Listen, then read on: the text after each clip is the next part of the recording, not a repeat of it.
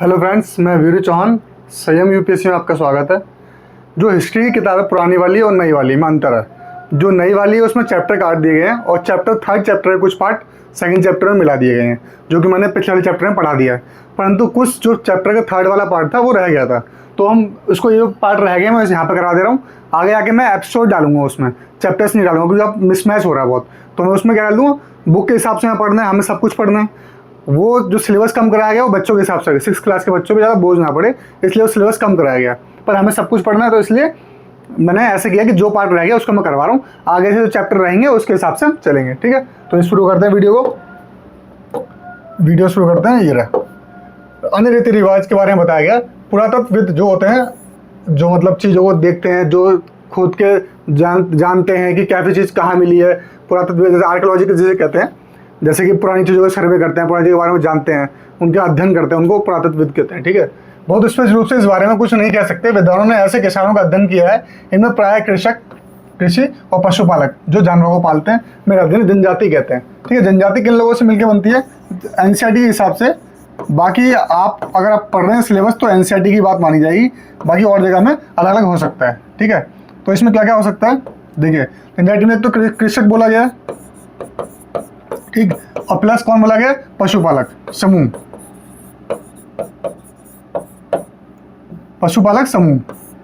पशुपालक ठीक है। ये है, विद्वानों ने पाया है कि ये कुछ लोग ऐसे रीति रिवाज को मानते हैं जो संभवतः पहले से ही प्रचलित रहे हैं।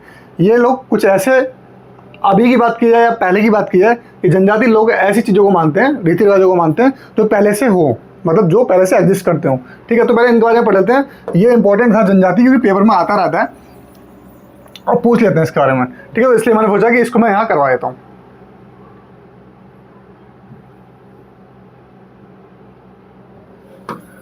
ठीक है। अब देखते हैं आगे इसमें क्या बोला गया। प्राय जनजाति के लोग छोटी छोटी बस्तियों में रहते थे। इनके क्या छोटी छोटी, इनकी जो कुछ विशेषताएं मैं लिखता रहता हूँ, इनका जीवन कैसे होता है, छोटी छोटी बस्तियों में रहते थे,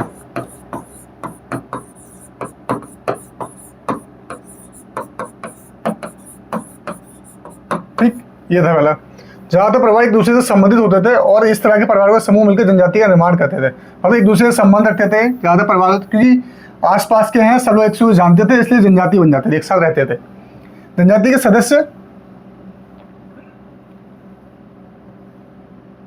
सदस्य शिकार, भोजन, खेती, पशुपालन और मछली पकड़ने जैसे पेशे, अक्सर महिलाएं खेती का सारा काम करती थी। देखिए, जनजाति के सदस्य शिकार, मतलब जो उनके जनजाति लोग होते थे, उनके सदस्य जो होते थे, शिकार, भोजन संग्रह, ये भी शिकार की चीज में आते हैं, पेड़ पौधों से लिया गया, खेती जो एक जगह रह के की जाएगी, पशुपालन, मछली पकड़ने जैसे पेशे, अक्सर महिलाएं खेती का सारा काम करती थी। इसमें बोला गया महिलाएं जो अक्सर वो खेती का काम करती थी, जैसे पेशे अपनाते थे, और बोला अक्सर महिला खेती का सारा काम करती थी। जो महिलाएं होती थी खेती का काम करती थी, बाहर का काम ये पुरुष लोग करते थे। इसमें जमीन तैयार कर बीज बोने, पौधे की देखभाल करने से लेकर फसल काटने तक का काम शामिल है, जो काम महिलाएं देखती थी। बच्चे पौधे की देखभाल करते थे और चिड़ियों और जानवरों को दूर भगाते थे, ताकि ये पौधों और फसलों को नुकसान ना पहुंचाएं, जैसे आजकल भी गाँव में होता है। महिलाएं फसल दाबकर अनाज कूटती पीसती हैं। पुरुष आमतौर पर पशुओं के बड़े बड़े झुंडों को चराते हैं, जबकि बच्चे छोटे झुंडों को चराते हैं। यहाँ जानवरों की सफाई तथा दूध निकालने का काम स्त्री पुरुष दोनों मिलकर करते थे। उसी तरह दोनों मिलकर बर्तन बनाने, टोकरियाँ बुनने, औजार और झोपड़ियाँ बनाने का काम भी साथ साथ करते थे। गाना, नाच और घरों की सजावट भी उनकी ज़िंदगी का एक अहम हिस्सा था, ठीक। ये इनके बारे में पढ़ाया जा रहा है। जनजाति लोग, इनके पास इनके फीचर्स थे, इनमें आ सकता कुछ भी, क्योंकि 6th क्लास की एनसीईआरटी में दिया गया। कुछ व्यक्तियों को नेता मान लिया जाता था, जो उनमें से अहम होते थे उनको नेता मान लिया जाता था। वे अनुभवी होते थे, वृद्ध व्यक्ति होते थे, नौजवान योद्धा होते थे, या फिर पुरोहित हो सकते हैं। उसके बाद वैसे महिलाओं को भी उनके ज्ञान और अनुभव के हिसाब से विशेष सम्मान दिया जाता था, मतलब पहले से महीनों के उनके ज्ञान के हिसाब से, उसके हिसाब से उनको एक औहदा दिया जाता था, उसके हिसाब से उनको सम्मान दिया जाता था, ठीक है।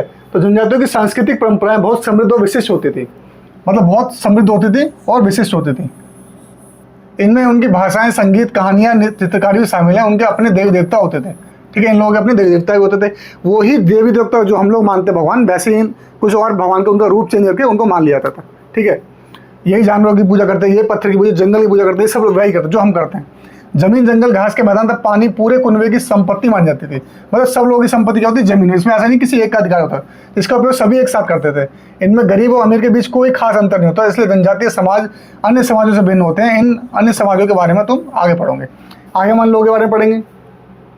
सूक्ष्म निरीक्षण, ठीक है, क्या है सूक्ष्म निरीक्षण? देखते हैं मेहरगढ़ में जीवन मृत्यु क्या है।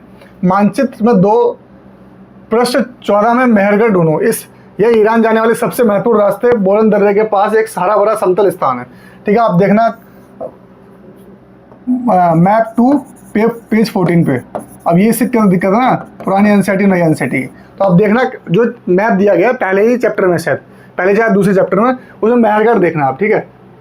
संभवतः वह स्थान जहाँ के स्त्री पुरुष ने इस इलाके में सबसे पहले गेहूं उगाना और भेड़ बकरी पालना सीखा था, ठीक है। ये जो स्थान है का सबसे पहले क्या किया था, गेहूं उगाना और भेड़ बकरी उस जगह के लोगों ने। यहाँ खुदाई में सबसे पहले केसरों से पुरातत्वविदों को विभिन्न प्रकार के जानवरों की हड्डियां मिली हैं। इनमें हिरण तथा सुअर जैसे जंगली जानवरों की हड्डियां भी शामिल हैं। इसके बाद केसरों से भेड़ और बकरियां की हड्डियां ज़्यादा मिली हैं। इसके ऊपर ज़्यादातर मवेशियां ही हड्डियां मिली हैं। इससे ऐसा लगता है कि ये लोग मवेशियों को पालन करते थे। जब मवेशियों की हड्डियां मिलेंगी, उनकी चीज़ें पुरातत्वविद उनको देखेंगे कि ये मवेशी की हड्डी है, तो इसे पता लगता है कि हाँ ये लोग इसको ज़्यादा पालते हैं। मेहरगढ़ में इसके अलावा चौकोर तथा आयताकार के घरों के अवशेष भी मिले। कौन? चौकोर और आयताकार, ठीक है। प्रत्येक घर में 4 या उससे ज़्यादा कमरे होते थे। 4 कमरे हो गए, ठीक, ऐसे उससे ज़्यादा होते हैं, जिनमें से कुछ संभवतः भंडारण के लिए होते थे, अनाज को रखने के लिए होते थे। गांव की यह विशेषता है कि वहाँ रहने वाले अधिकांश लोग भोजन उत्पादन में लगे होते हैं। अभी भी गांव की डेफिनेशन यही है कि वो कृषि पे लोग निर्भर होते हैं, वो भी यहीं पे बोला गया है। गांव की व्यवस्था यही है, भोजन उत्पादन में लगे रहते हैं, मतलब कृषि में लगे रहते हैं। अभी भी यही नई आधुनिक डेफिनेशन भी यही है और पुरानी भी यही है एक तरीके से। पहले बात के स्तर, मतलब जो स्तर मतलब होता है खुदाई में स्तर मिलते हैं। एक स्तर हो गया, जैसे ये पहला स्तर था, दूसरा स्तर हो गया, तीसरा स्तर हो गया, फिर चौथा स्तर हो गया, ऐसे स्तर मिलते हैं, ठीक है। अब देखते हैं आगे। जब पुरातत्वविद किसी जगह की खुदाई करते हैं तो वे कैसे समझते हैं कि कौन से स्तर पहले के हैं और कौन से बाद के? इन चित्रों को देखें। मान लो लोगों ने सबसे पहले समतल भूमि स्तर 4 पर रहना शुरू किया हुआ है। चलो यहाँ 4 क्या हुआ रहना, ठीक। आमतौर पर लोग जहाँ रहते हैं घर टूटने पर दोबारा वहीं घर बना लेते हैं, ठीक है, वहीं घर बना लिया। टूटे फूटे सामान और कूड़ा करकट भी घरों के पास जमा होते हैं। आसपास यहाँ जब यहाँ रहेंगे तो यहीं गंदगी करेंगे, यहीं सब कुछ चीज़ जमा भी होगी। इन कारणों से बस्ती की जमीन धीरे धीरे ऊंची होती थी। अभी जैसे यहाँ कूड़ा करकट आ गया तो धीरे धीरे ऊंची होने लगी। अभी तीसरा स्तर बनने चालू हो जाएगा और फिर सैकड़ों सालों के बाद वहाँ एक टीला बन जाता है, जैसे ये हो गया। इसलिए जब टीले की खुदाई की जाती है तो उसका सबसे निचला स्तर सबसे पुराना माना जाता है और उसके बाद स्तर बाद के युगों के होते हैं। यही ऊपरी स्तर इसलिए आमतौर पर ऐसे ही माना जाता है। पर यहाँ रहेंगे लोग, यहाँ रहेंगे, फिर टीला बनाओगे यहाँ रहेंगे, तो सबसे पहले कहाँ रहेंगे? यहाँ रहेंगे, ऐसा माना जाता है। आगे देखते हैं। मृत्यु के बाद सामान्यतः मृतक के संग संबंधी उसके प्रति सम्मान जताते थे। लोगों की आस्था है कि मृत्यु के बाद भी जीवन है। हिंदू धर्म में माना जाता है और जो भी मानते हो धर्म कि मृत्यु के बाद भी जीवन है, इसलिए कब्रों में मृतकों के साथ जब पता है कि मृत्यु के बाद जीवन है तो सबसे विशिष्ट चीज़ रखी जाएगी। जो इंसान मर गया है, जो चीज़ उसको सबसे ज़्यादा पसंद होगी वही उसके कब्र में साथ रखी जाएगी, वही रखा गया। इसलिए कब्रों में मृतकों के साथ सामान भी रखे जाते थे। मेहरगढ़ में ऐसी कई कब्रें मिली हैं। एक कब्र में एक मृतक के साथ एक बकरी को भी दफनाया गया था। संभवतः इसे परलोक में मृतक के खाने के लिए रखा गया था, ठीक।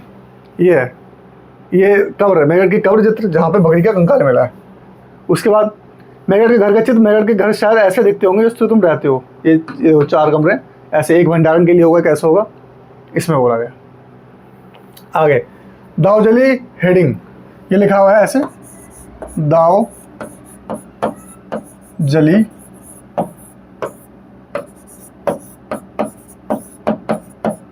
हेडिंग। मानचित्र पृष्ठ 2 फिर वही मानचित्र हेडिंग।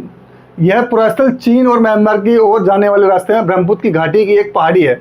ये क्या नॉर्थ ईस्ट में है, इस एरिया में जो नॉर्थ ईस्ट अपना इंडिया का वहाँ पे है, ठीक है। यहाँ खरल और मूसल जैसे पत्थरों के ठपकरण मिले हैं, ठीक है। एक पत्थरों की ये जाति है एक तरीके से, कौन सा? खरल और कौन सा? मूसल। ये पेपर में आने वाले क्वेश्चन है सारे। पत्थरों के ठपकरण मिले हैं, इससे पता चलता है कि यहाँ लोग भोजन के लिए अनाज उगाते थे, ठीक। साथ ही यहाँ से जेडाइट पत्थर भी मिला है। और कौन सा पत्थर मिला है ये पूछेंगे, जेडाइट पत्थर कहाँ मिला है, ठीक। संभवतः यह पत्थर चीन से आया होगा। इसके अतिरिक्त इस पुरास्थल को काष्ठम, अति प्राचीन लकड़ी जो सख्त होकर पत्थर बन गई है, के औजार और बर्तन भी मिले हैं। क्या जो सख्त होकर क्या बन गई है? पत्थर बन गई है। ये कौन सी लकड़ी है? काष्ठम, ठीक है। अनंत इसका नाम देखते हैं क्या अन्यत्र क्या है, इसका नाम देखते हैं, ठीक है। उसका फिर क्वेश्चन चालू हो जाएंगे। एड्रेस में तुर्की ढूंढो, तुर्की ढूंढना पड़ेगा, ठीक है।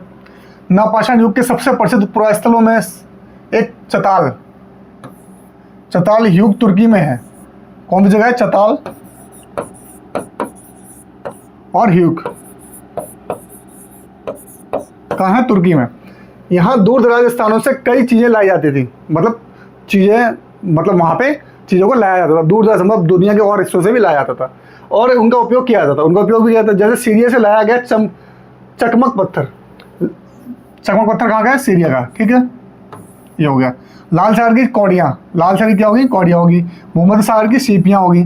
ध्यान रहे कि उस समय तक पहिए वाले वाहन का विकास नहीं हुआ था, लोग सामान खुद ही जानवरों की पीठ पर लाद कर लाते थे। पता कौड़ी और सीपियों का क्या उपयोग होता था? ये आप देखेंगे, खुद पढ़ेंगे अपना। उपयोगी शब्द कौन से? कृषक, पता, पशुपालक, नव पाषाण युग, बर्तन, जनजाति बता दिया, गांव के बारे में बताया, घर और कब्र। ये छोटा सा पार्ट बचा हुआ था आपके इसका, तो मैंने आज पूरा करवा दिया। इसको आप हल्के मतलब इसमें कुछ डेफिनेशंस हैं वो इंपॉर्टेंट हैं, ठीक है। आप इसको देखना और अपने नोट्स में ऐड कर लेना, और नोट्स आपको मिलेंगे कुछ दिनों बाद। मैं धीरे धीरे इसको प्रोसेस कर रहा हूँ, तो टाइम लगेगा थोड़ा सा भी, ठीक है। तब तक मैं पढ़ा रहा हूँ, उसको ही पढ़िए आप। नोट्स से करना, नोट्स आपको एक साथ मिल जाएंगे, ठीक है। धन्यवाद। इस वीडियो को समाप्त करते हैं, तब तक खुश रहिए, स्वस्थ रहिए। जय हिंद, जय भारत।